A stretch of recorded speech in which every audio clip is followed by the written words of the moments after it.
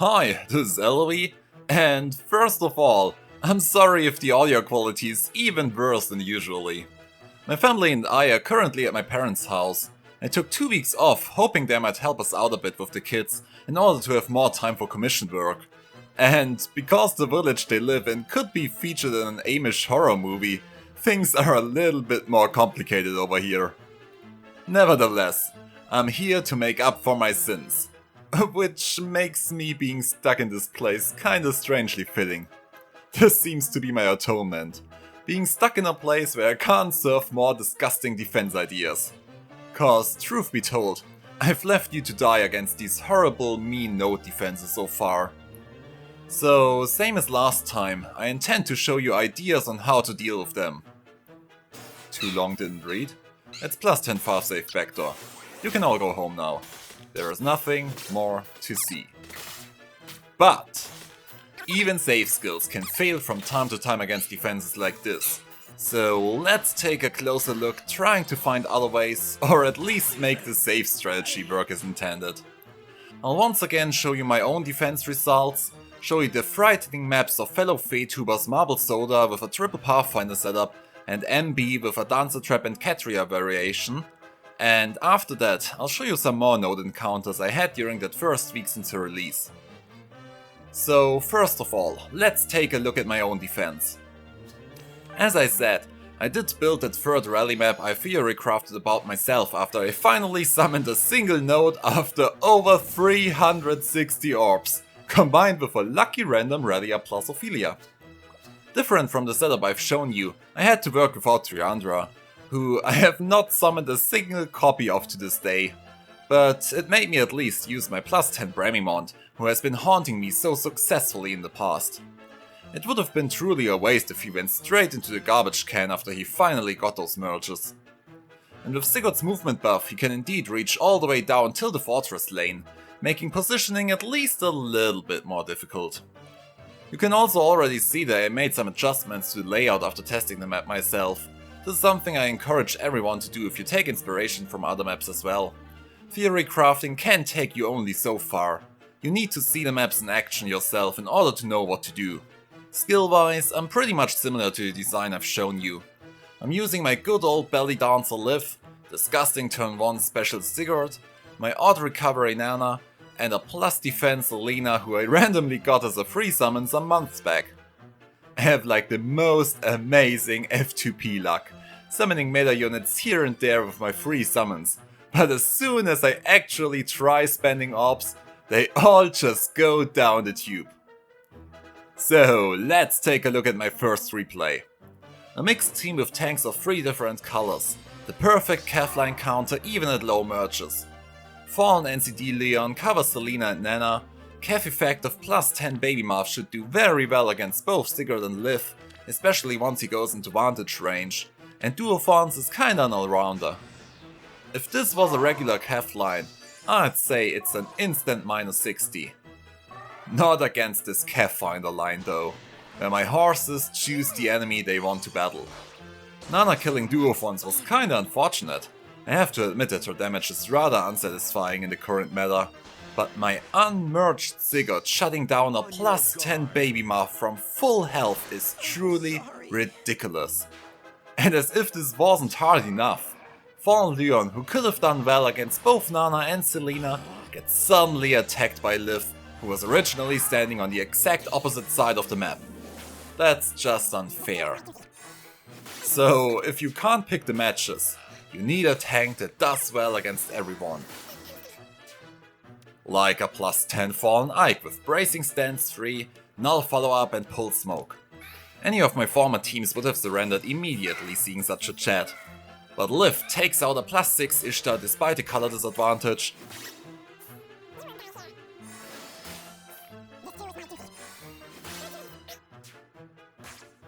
Nana does her flash work, and the only reason why the summoner didn't lose even more of his units was because Sigurd decided to move last. Nevertheless, after this first round in the denied healing tower, there's not much more even a plus 10 Fallen Ike can do with 1 health point. So what about Micaiah? Refined Kef slaying Tani, Attack Rest Solo 4, NCD and even a bottom row with only 3 structures. This has to work out, right? Sadly, the bonus structure was in the wrong spot, what a shame, and Sigurd could just do his victory march from one end of the map to the other end. This is really disgusting. But he doesn't even try to take the unprotected dagger and goes instead for Micaiah, who he takes out in a single hit. An unmerged plus rest Sigurd. From there, it's just a slaughter again.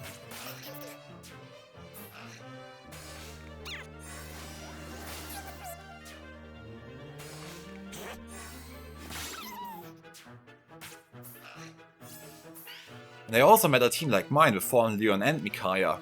I do so very well with that team against tons of maps, but I tried them on my new defense myself. It's just not working. These teams may work against setups without Sigurd, where you can at least slightly control the matchups you'll take, but with Legendary Sigurd and Double Pathfinder, everyone on my team can reach whoever they want.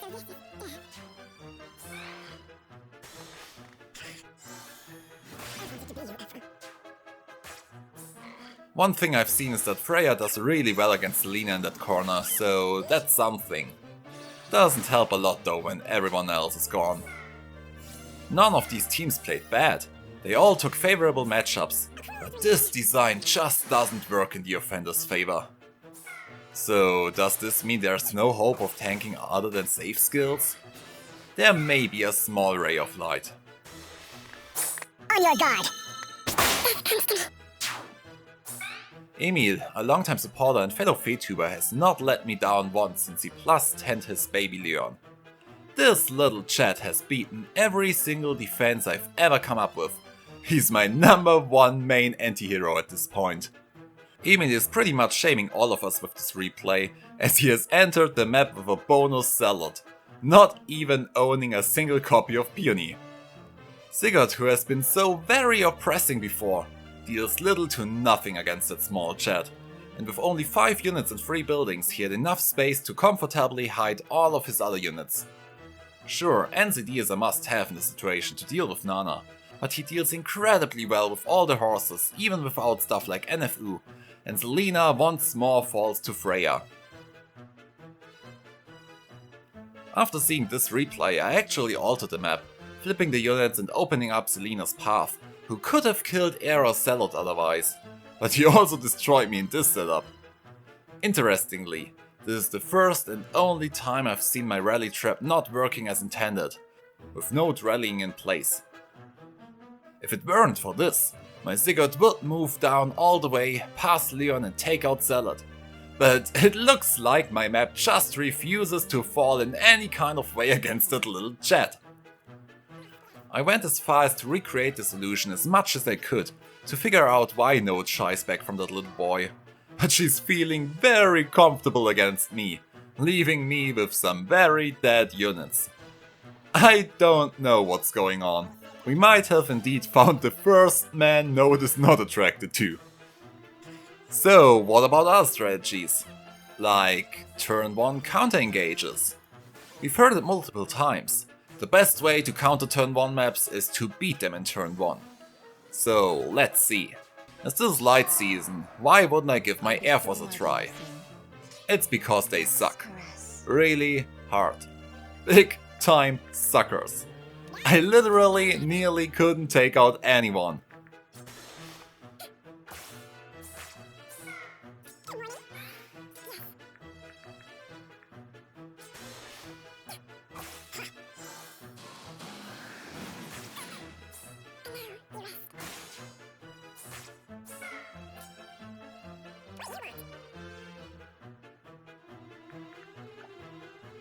I'll show you how it's done.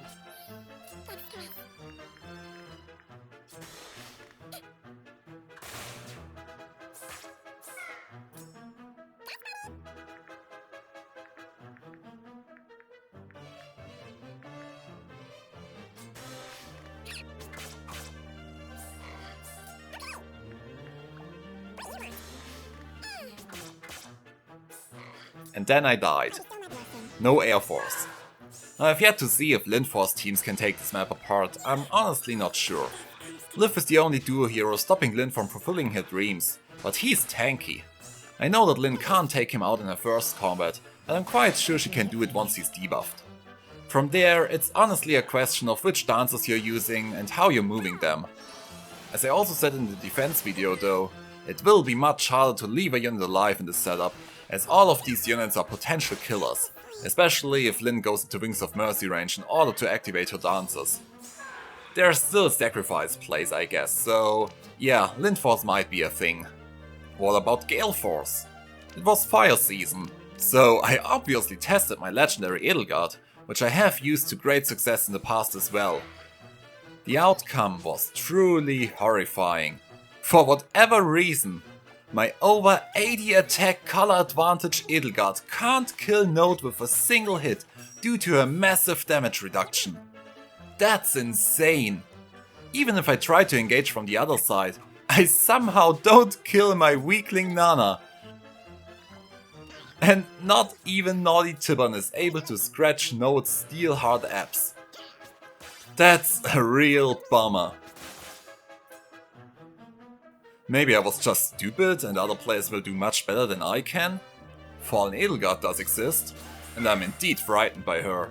I've seen unmerged Fallen Edelgards tanking my to this point well working defenses without any effort.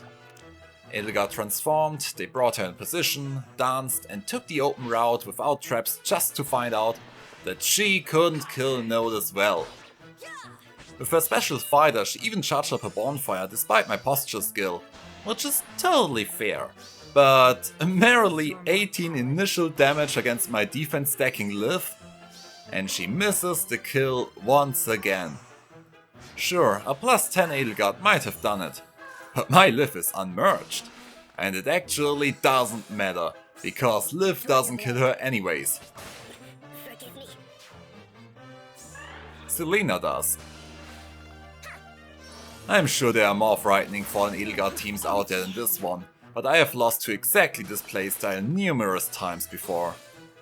Therefore, yes, we have to go there. Save skills. I've asked Link King for his opinion on my map, as he has made people all over the world hate him for his double save offenses and defenses ever since that Valentine's banner. And it took like 5 minutes till I got the devastating news. Cleared, no effort. Oh boy. And he did do it exceptionally well. If you say so. You're sure? Good morning. One step at a time. Like this, a glimmer of life. Interestingly, this is the first and only time I've seen my rally trap not working as intended, with Node rallying in place.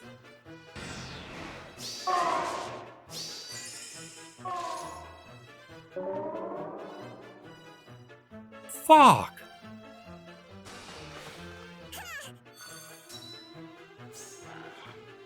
Despite the flash, his Spectre just tanked everything without even dropping below 50% health. And if you thought Sigurd one-shotting Micaiah before despite her color advantage was unfair, it works the other way round as well. Slim Dead Daddy Sigurd doesn't stand a chance against Thick Dead Daddy Gustav.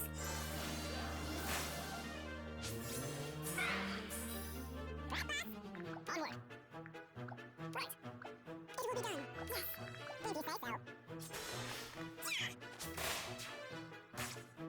I bestow my blessing. My NFU Bremimont might have maybe had the best chance to put up a fight, but he sadly mispositioned and just died. Too bad. Yes. Onward. I'm up next. Come on, the glimmer of life. So, you just need a save ball team to auto-win? Not exactly. Watch me trying to do the exact same thing. I don't have Gustav, but a freshly unbuilt Dedu, so I should be fine, right? I serve his You're sure? Maybe this way. Good morning. Proceed with caution. If you say One so. step at a time. I bestow my blessing. A glimmer of life.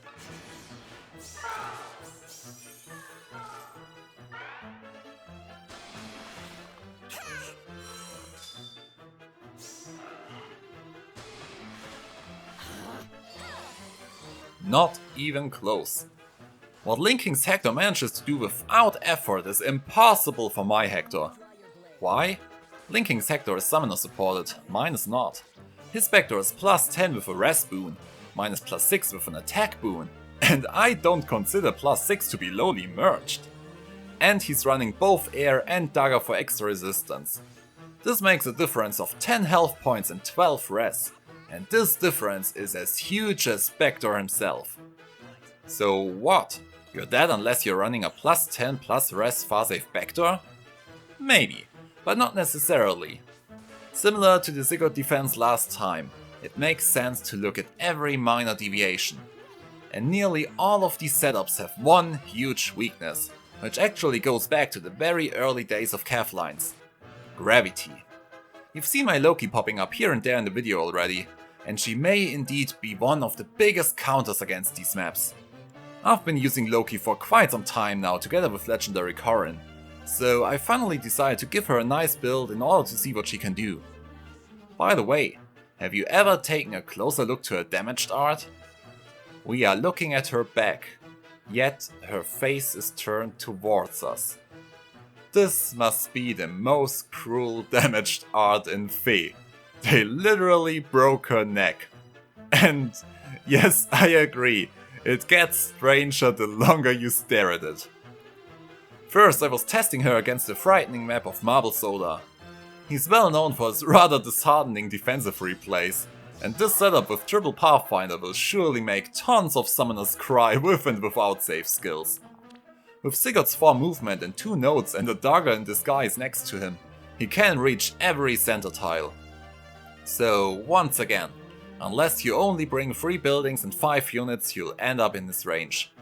And cause I'm a bitch who doesn't even listen to himself, I obviously came in with 6 units and 4 buildings. Great. You see, I'm not trying to build a team which specifically counters a single map. I try to use teams which are natural to me, and which I'm using against many different defenses.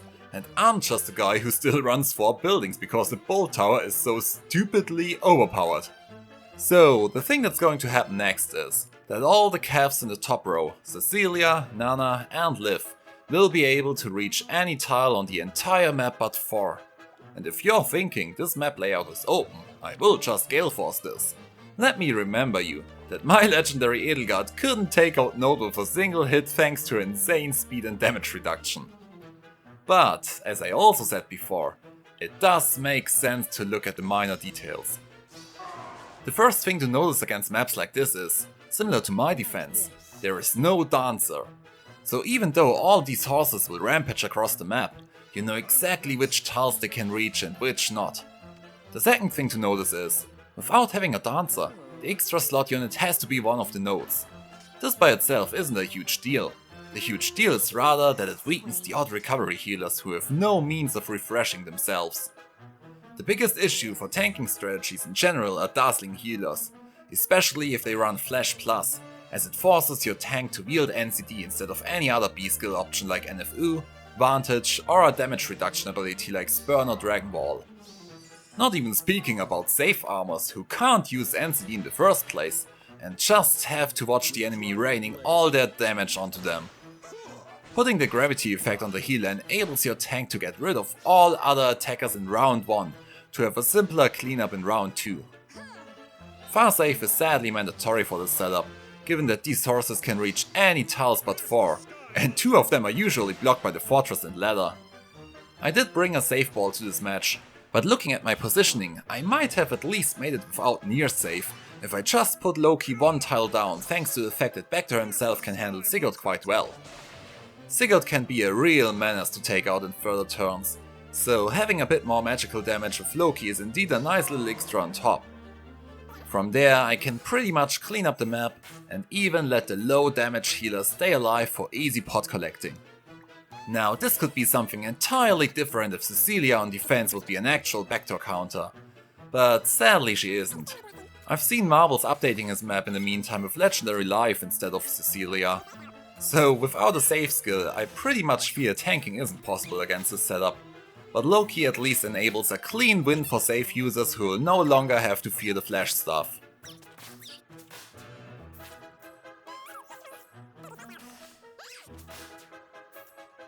I faced another very exciting opponent in MB, who similar to the Sigurd video built his own version, combining nearly all the horrors of the game in a single map. We have rampaging Pathfinder calves, a double rally Sigurd Dancer Trap, and even the new quad attack bridal Katria. Candlelight is here to ruin the day once again, and Lilina even comes with Windsweep on top. Similar to Marble's map, taking a closer look helps tremendously though. In order to recover the whole team, Nana stays in the back line, but for the Dancer Trap to work, you want your extra slot unit in the front line, so Lilina ends up in that slot. This makes Nana once again weak against my Gravity Loki. And then there are the rallies.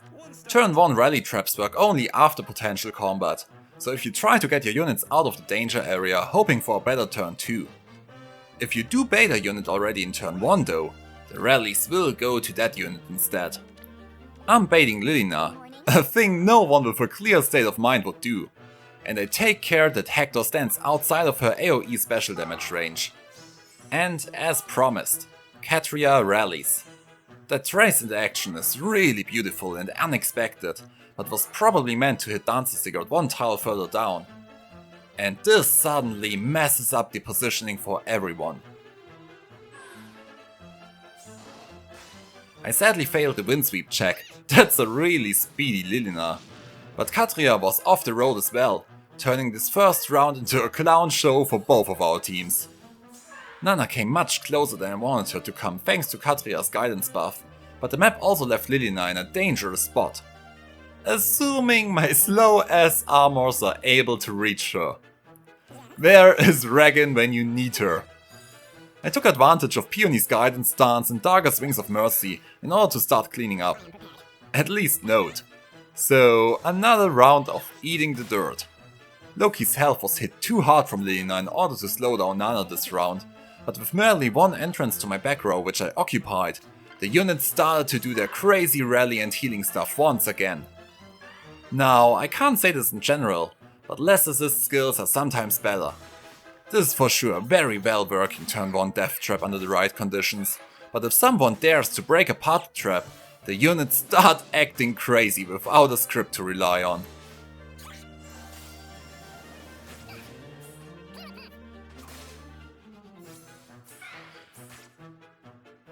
So I chopped them down piece by piece, with my armors being on the verge of death, but they somehow made it through. Once I had taken care of Lilina, I could use Darga's Gale Force to clean up the messes her sister left for her, and successfully snatch the pots before taking out Nana. Just had to endure. Now, these were of course mock battles, against powerful teams, that's for sure, but at a very low risk. How would my Loki perform against actual teams? My first setup made me face this mixed Calfline team with Baby Shell, Sigurd, the Brams, and a fallen Edelgard in the corner. The first thing to notice was, this wasn't a forced turn 1 situation. Without a Dancer or Rally Trap, I could easily take my time to approach this map however I wanted. Without forced turn 1 engages, auto recovery actually becomes useless, as I can easily do whatever I want in even turns. And on top of this, the auto recovery healer was Baby Shell. Now, you might think this is dangerous, but in reality, Baby Shell is in a very difficult situation right now. Her stat spread is incredible, we've never had such an oppressive Cav healer before. Her staff though. To be very honest, Baby Shell and Node/Sigurd don't have a good synergy. By increasing Baby Shell's movement range, you automatically disable her weapon's flash type ability by giving the opponent space to bait her without being in her weapon's range. Staff of Frost makes opponents within 5 tiles unable to counterattack, which is basically great. Everyone who ends up in Baby Shell's range won't be able to counter her or anyone else without having NCD.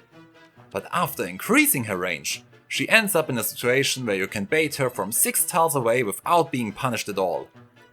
There were 2 spots 6 tiles away which were completely safe for me to tank from. Sadly, these 2 spots automatically meant being in range of Node's mana skill instead, and there was still Guntra around, waiting for these debuffs to hit. I would probably still be fine, cause Corrin's a beast. But instead of slowing Baby Shell, I slowed the one unit who could potentially harm me most. That's the power of a moving tactic room. You get to take out the one unit you don't want to face, especially in cases where odd recovery is out of effect. Sigurd and the Brahms family are of course dangerous enemies as well, but I did make some crucial changes to my by now highly merged Corrin to keep up with the new meta. Corrin will always be around when Sigurd is around, as they are both wind-blessed legendaries, but Base Kit Corrin actually dies pretty hard against Base Kit Sigurd, which is bad for her. So, as I would face this matchup again and again both in Astra and in Light, it made sense for me to make my Corrin into an actual Sigurd counter, so I replaced her shield pulls with null follow-up. And no, therefore I haven't given NFU to Micaiah, who has been waiting for it for months now. I'm sorry. With NFU, Corrin easily takes care of both Sigurd and all 4 Bramimon personas. I just had to make sure to have 2 further infantry users with infantry pulls to still make her charge her special in turn 1 without entering combat, and I was ready to go. In Light Season, female Corrin will be accompanied by male Corrin. And yes, I did set up a relationship between the two. Come on, don't look at me like that. This isn't worse than what she did in her own games. I don't care if her siblings were blood related or not. Please tell me, what is worse? Oh, my brother who I grew up with as a brother for my entire life isn't really blood related to me? Oh, thank God, cause I've had a crush on him since we were babies. Now I can finally fuck him for real instead of just dreaming about it. Yeah, let that sink in for a bit. Or do you prefer? Oh, so you are in reality my big brother? Oh, that's a shame, cause you're fucking hot. How about we pretend we aren't siblings and do it anyways? I mean, we barely know each other, right? Without that information, we might as well be total strangers. And maybe it proves to be wrong after some time? Happened for 2 other brothers already. Pairing up male and female Corrin was the most decent thing compared to all the other options. But I'm drifting away. Back to the stupid match. Go Corrin! Use Aqua Gun! Corrin!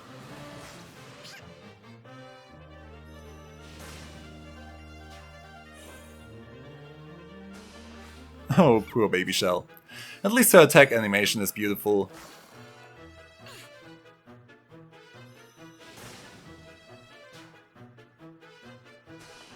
And seeing this, can you imagine Sigurd is normally able to take her out?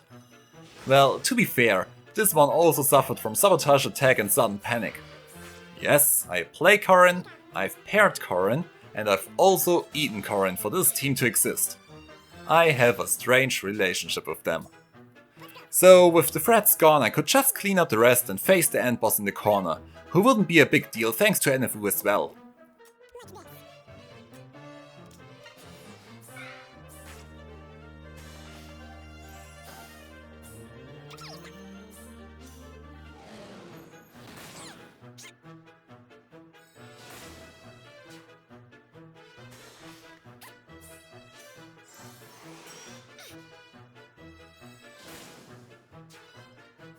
I do respect her damage in combination with her Auto Gale Force, so I made sure my Corrin was prepared before entering the fight. I have a lot of respect, to be honest. Taking her on in player phase was the best thing I could do, and it's crazy how much damage she deals even considering I have a quite high damage reduction. But I did take her out eventually.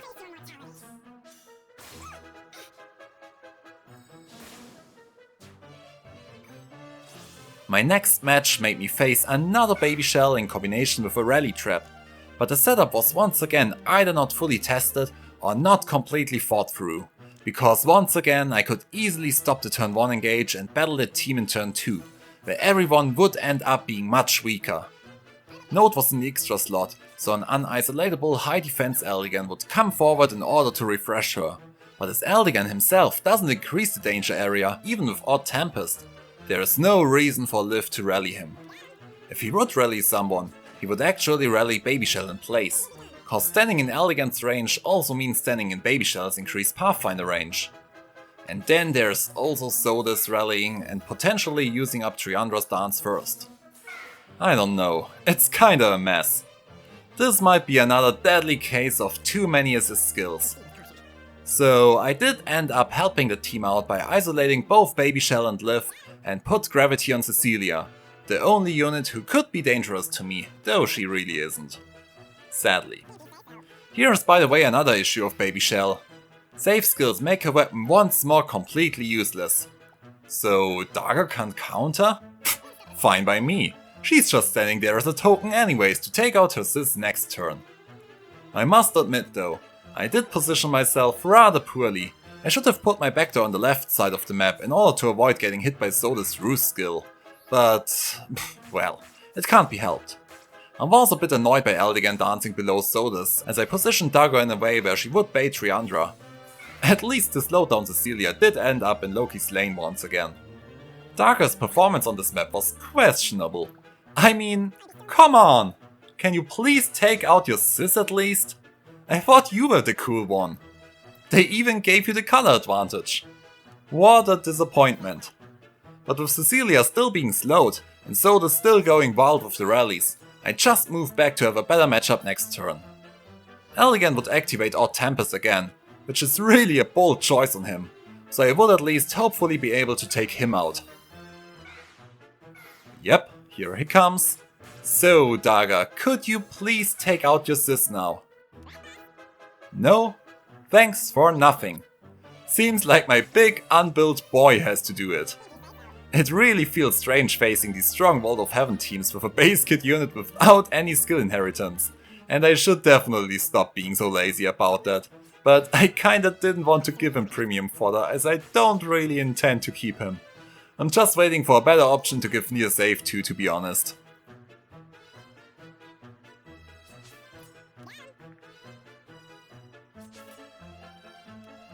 I took another chance of baiting out Triandra. Cecilia was still slowed down, and it finally worked this time. Goodbye Depression Fairy. She did deal quite a lot of damage though, so without Cecilia being slowed down I actually don't think Bacter would have survived both of them. What comes now is the saddest combination of shaky finger syndrome I've ever experienced. I used Pathfinder to make Bacter and Dagger swap places in order for her to reach Cecilia, who was not under Loki's gravity pressure anymore. So far so good. With Dagger being in Wings of Mercy range, I could easily dance her with Peony below the Flyer School and get her out. That was the plan. Instead, I did this. For no reason. Fuck! I have absolutely no clue what I was thinking. I think I just wanted to test the trap, which was stupid in the first place, but instead I had thrown away a guaranteed victory. Or didn't I? I ran some numbers and actually found out the dude would survive Sodas as long as I healed him up with Loki. What a boulder! All his defense stacking sadly wouldn't help him, as Sodas, who can't decide if she's a dragon or not, still targets his resistance, but his posture skill would stop her from charging up her Sirius. Maybe I should keep him after all, and at least give him Worry Fighter. A Vengeful Fighter is too much of a commitment. So, apparently I didn't lose at all. At this point I only had to take out the duo building with Dagger, dance her with Peony through Wings of Mercy, and take the pot while the duo would leave Soda's range. What the fuck? Did you just see that? Is this a bug? Or did my finger slip? How? Don't tell me I'm in the exact same stupid position again. This is unreal. How to throw a match? Twice. Thankfully, I still had one escape route. I didn't like it, but I simply couldn't help myself at that point. I took the trap, which I knew was real, to take out Sodas while missing both pots. Double matches on the last day it seems. Even now, after watching the replays, I'm not sure what happened. Did I really just slip? It looks so close. Whatever. So, for the last matches on Monday, I did save a little cherry for myself. Remember that whale guy from the beginning, who hardcore slapped me in the face with his full +10 Farsave backdoor team? I obviously had to rematch them. I already saw their +10 legendary Edelgard lead, so this should be a lot of fun. Or maybe not? This is actually the second time I've encountered a team like this. I call it the whale line. 4 +10 legendaries and 3 +10 mythics lined up in a row. Well, no, this is not yet +10 to be fair. I'm kinda disappointed. I expected to see so much more. Sure, each single one of these units is probably a mass murderer just from their stats, but not in this setup. Okay, let's be fair and analyze it. I guess in order to make the move, you bait Sodus, and with that you don't only get her, but also Lilina and Sigurd, who can both reach that tile with their 4 movement. All of these units are red though, so backdoor GG easy? If Hell had at least Lancebreaker or something like that. Or for all I care, Lunge in combination with a Wings of Mercy unit in the back, that could be cool as well. But then there are also all these rallies making sure that the units will stay in their corners. I don't get it. So I used Gravity once more on Lilina, whose instant special was the most dangerous thing for my Corrin, and rushed in round 1 to be done with it. +10 bonus weak Sodus was such a weakling that she decided to rally instead of attacking. And Sigurd, who didn't even have his Quicken Pulse Seal equipped, barely made enough damage to step forward. Otherwise, this might have evolved into an Armor Ball-like rally stall team. I messed up the position of my Loki, so Lilina had her full movement back, but at least I isolated the rally crew this time, so I could snatch them one by one. I really like NFU Corrin. I wanted to do this since the very start, which is why I used my Speed Boom copy instead of the one with plus attack. I have the plus attack Corrin still lying around, so I could have won further merge if I wanted to. But for now, I still want to see how the speed stacking meta evolves in order to tell which boon is better.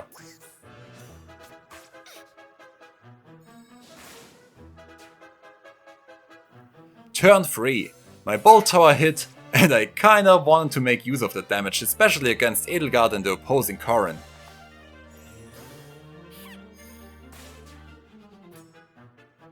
As I didn't need the pots, I probably could have killed Lilina and tanked the rest. But I didn't want to risk it at that point, and Lilina was back in Loki's gravity trap, so I just took out the healing tower and left again.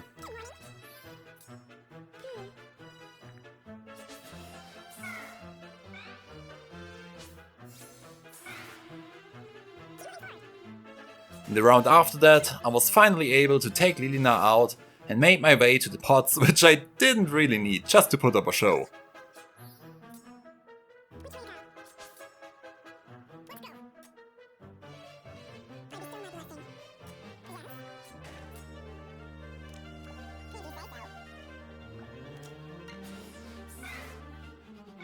Pathfinder enemy Corrin did reach me, but with Sabotage Attack and Sudden Panic, I apparently didn't have to fear anything, as my Corrin easily slapped that +10 bitch in the face.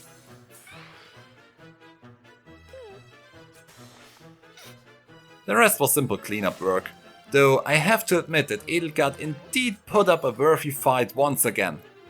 I have one last match against a +10 legendary Sigurd and Liv to show to you guys, but I will keep that one for the next Whale Hunter episode, which I wanted to do for weeks now. Please, I ask, stop releasing meta-defining units so I can finally get back on track with my main shows. I also have a +10 Fallen Edelgard in a bonus week yet to show you. So, hopefully IS won't mess up with the legendary this month again. I want another outclassed Celeb situation, pretty please. So, until next week, with hopefully better audio again. Also, so sorry for not being able to answer all your comments. It is hard to keep up when you're dealing with a 19th century connection. See ya!